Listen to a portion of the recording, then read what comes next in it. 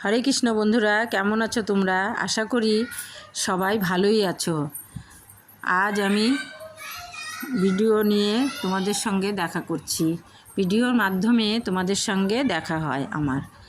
আজ ডাঁটার চচ্চড়ি নিয়ে তোমাদের সাথে চলে এসেছি শেয়ার করব বলে।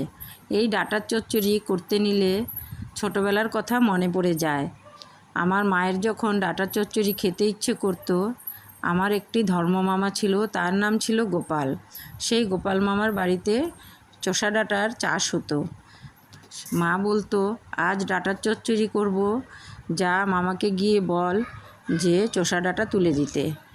মা বলার সঙ্গে সঙ্গে আমরা দৌড় মেরে চলে যেতাম। অল্প একটু দূরেই মামার বাড়ি ছিল। মামাকে গিয়ে বলতাম, মামা, মা আজ ডাঁটার চচ্চড়ি করবে, তোমাকে বলেছে ডাঁটা তুলে দিতে। সঙ্গে সঙ্গে মামা জমিতে গিয়ে চষা ডাঁটা তুলে দিত। ডাঁটাগুলো এত সুন্দর লাগতো দেখতে, কি বলবো, সরু সরু, সেই জন্যই ওটার নাম ছিল চষা ডাঁটা। তো মামা তুলে দিত, তুলে গোড়াগুলা মাটিতে ভর্তি থাকতো, তারপরে ধুয়ে ব্যাগে ভরে দিত যে এবার বাড়ি নিয়ে যা। আমরা নিয়ে আসতাম। আমরা ছোট ছোট ছিলাম, যেহেতু আমরা হাতে করে আনতে পারতাম না, সেই জন্য মামা ব্যাগে ভরে দিত ডাঁটাগুলো এনে মাকে দিতাম।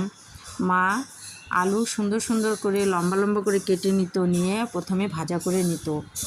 আর সেই ডাঁটা কালো জিরা, কাঁচা লঙ্কা, শুকনো লঙ্কা একটা দিয়ে সম্বার দিত, দিয়ে ডাঁটাগুলো ছেড়ে দিত। ডাঁটাগুলো ছেড়ে দিয়ে একটু ঢেকে দিত। ঢেকে দেওয়ার পরে ডাঁটাগুলো যখন সিদ্ধ হয়ে যেত, তখন মা সর্ষে বাটা দিয়ে দিত। সর্ষে বাটা দিয়ে নাড়াচাড়া করে নামিয়ে নিত। এত সুন্দর গন্ধ বেরোতো যে কি বলবো তোমাদের, বলে বোঝাতে পারবো না। আর খেতে যে কতই টেস্ট লাগতো, মধুর মতন সেই ডাঁটার চচ্চড়ি। এখন শিলিগুড়িতে আমি থাকি, আমার শিলিগুড়িতেই বিয়ে হয়েছে। শিলিগুড়িতে সেই চষা ডাঁটা আর পাই না।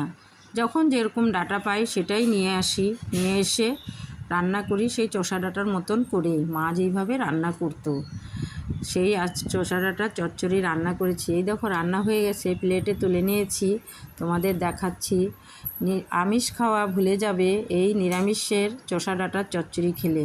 তোমরা কে কীভাবে রান্না করো এই ডাঁটার চচ্চড়ি আমাকে কমেন্টে জানিও। আর ডাঁটার চচ্চড়ি খেয়ে বলো হরে কৃষ্ণ।